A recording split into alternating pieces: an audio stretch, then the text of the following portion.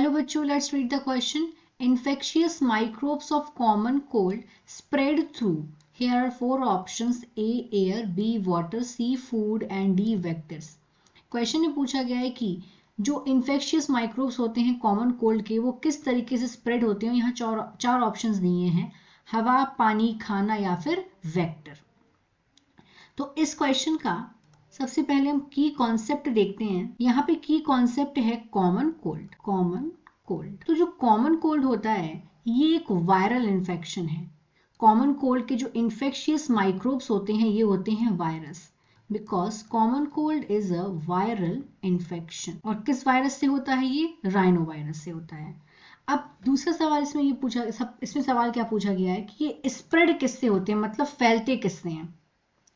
तो अगर हम बात करेंगे कॉमन कोल्ड की, तो जो पर्सन होता है, जो इन्फेक्टेड पर्सन होता है, जिसको पहले से ही कॉमन कोल्ड हो रखा रहता है, इन्फेक्टेड पर्सन, अगर कोई इन्फेक्टेड पर्सन है, अगर उसने मान लीजिए अपने हाथ का कांटेक्ट अपनी नोज में किया और फिर जो उसका नेजल सिक्रेशन होगा, नेजल सिक्रेशन, वो उसके हाथों में लग जाएगा. Come in contact with person's hand, उसके हाथ में लग जाएगा. और साथ में जब वो पर्सन अगर स्नीज करेगा, अगर जो इन्फेक्टेड पर्सन है अगर वो स्नीज भी करेगा, छींकेगा भी, या फिर वो कफ करेगा, खांसेगा, तो उसके जो वायरस होंगे वो जाके एयर में हैंग हो जाएंगे. और फिर वही सेम टू सेम एयर अगर दूसरा पर्सन इनहेल कर लेगा तो उसके अंदर भी ये इन्फेक्शियस माइक्रोब्स कॉमन कोल्ड के, दैट इज वायरस, वो भी उसको साथ में इनहेल कर लेगा हवा के साथ में.